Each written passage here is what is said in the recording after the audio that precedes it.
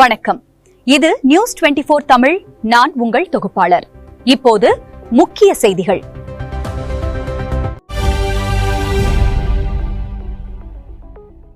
கல்லூரி மாணவியை கொலை செய்ய முயற்சி செய்த வாலிபருக்கு 10 ஆண்டுகள் சிறை தண்டனை விதிக்கப்பட்டுள்ளது.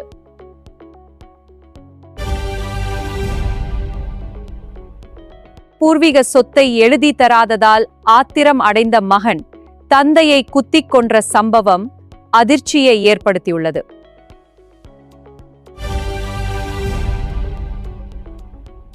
ஆன்லைனில் முதலீடு செய்தால் அதிக லாபம் என கூறி ஒரு வாலிபரிடம் 20,80,000 ரூபாய் மோசடி செய்யப்பட்டுள்ளது. ஆட்சியமைக்க தேவையான பெரும்பான்மையை தமிழக வெட்டிக் கழகம் நிரூபிக்கவில்லை என கவர்னர் மாளிகை விளக்கம் அளித்துள்ளது.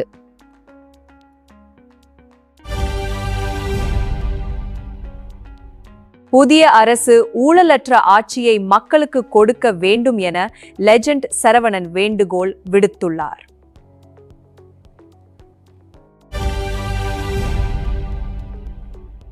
திமுக கூட்டணியிலேயே தொடருங்கள் என இடதுசாரி கட்சிகளுக்கு மு.க. ஸ்டாலின் வேண்டுகோள் விடுத்துள்ளார்.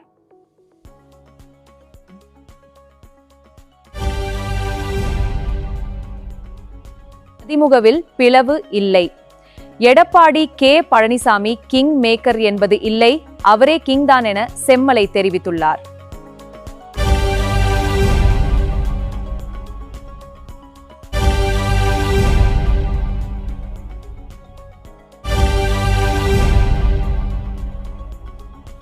கோவில்பட்டி அத்தைக்கொண்டான் சுடுகாட்டு பகுதியில் ஒரு நபர் தூக்கில் தொங்கிய நிலையில் பிணமாக கிடந்துள்ளார். கோவில்பட்டி அத்தைக்கொண்டான் சுடுகாட்டு பகுதியில் ஒரு பார்வரின் நடத்தை ஏற்றுக்கொள்ள முடியாதது என பிரகாஷ்ராஜ் தெரிவித்துள்ளார். திமுகவுக்கு ஆதரவாக பிரசாரம் செய்து வந்த பிரகாஷ்ராஜ் தற்போது விஜய்க்கு ஆதரவாக நிலைப்பாடு எடுத்துள்ளார்.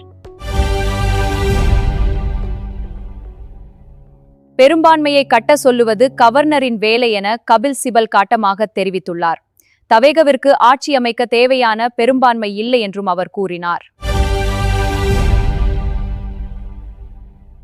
இந்திய கம்யூனிஸ்ட் கட்சி அலுவலகத்திற்கு சிடிஆர் நிர்மல்குமார் செல்ல உள்ளார்.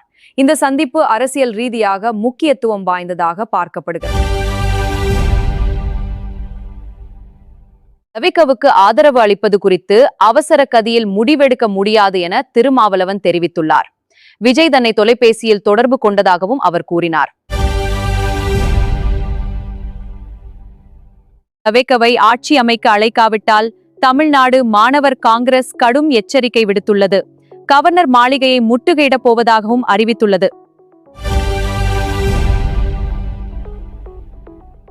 ஈரானில் ஒரு வணிக வளாகத்தில் ஏற்பட்ட தீ விபத்தில் 11 பேர் உயிரிழந்துள்ளனர்.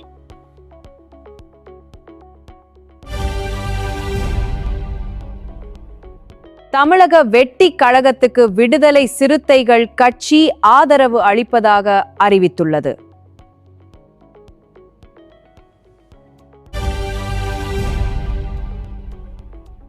அடுத்த எம்ஜிஆர் விஜய்தான் என மக்கள் தெரிவிக்கின்றனர். விஜய்தான் அடுத்த மக்கள் தலைவர் என்று பொதுமக்கள் பெரும் உற்சாகத்துடன் கூறி வருகின்றனர்.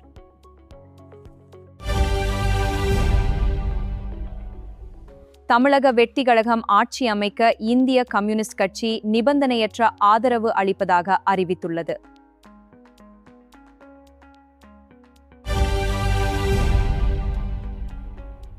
பன்னிரண்டாம் வகுப்பு பொதுத் தேர்வில் வெற்றி பெற்ற மாணவ மாணவியருக்கு இதயம் கனிந்த வாழ்த்துகள் தெரிவித்துள்ளார் பாஜக மாநில தலைவர் அண்ணாமலை. பள்ளியில் மாற்றுச் சான்றிதழ் வழங்காததால் 8ஆம் வகுப்பு மாணவன் ஒருவர் தற்கொலை செய்து கொண்ட சம்பவம் அதிர்ச்சியை ஏற்படுத்தியுள்ளது.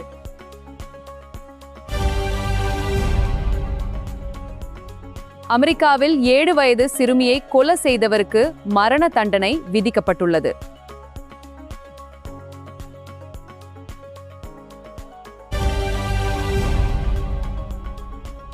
சுற்றுலா கப்பலில் ஹண்டா வைரஸ் பரவும் பீதி ஏற்பட்டுள்ளது.